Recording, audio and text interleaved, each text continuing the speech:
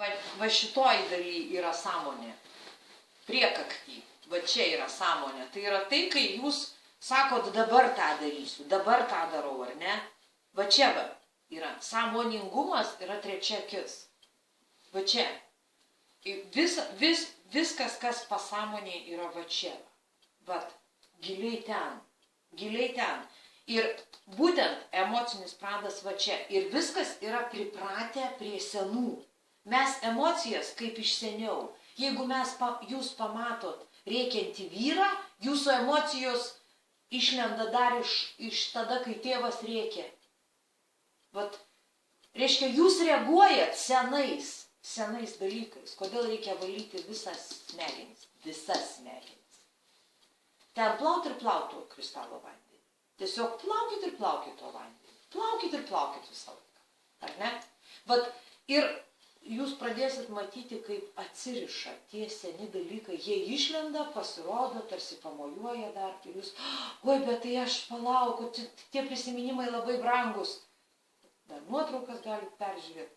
Bet tie atsisveikinimai turi vykti. Jūs turi tarsi atsisveikinimus daryti oficialiai. Oficialius tokius pobūdžius. Su tam tikrom savo įpročiais daryti oficialius atsisveikinimus. Nes va tai išlindo.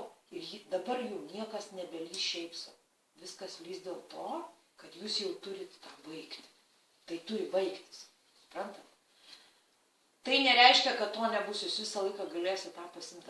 Kažkokią turiu parašius charizmos treniruotę, kur būtent į dėžutės dedam visą tai. Bet tos dėžutės yra ne kūne.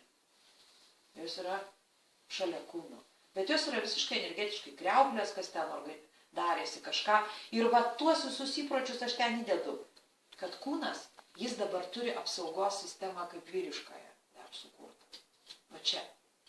Ir jisai bijo be to likti. Kaip aš be vyro?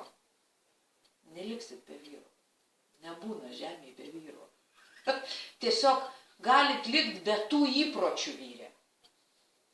Vat, kai jūs tą suprasit, kad jūs visą laiką kūrėt savo realybę.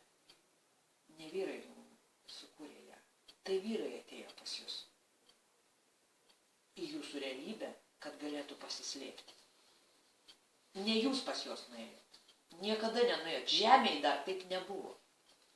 Taip, kad tiesiog mąstymas buvo toks specialiai sugalvotas.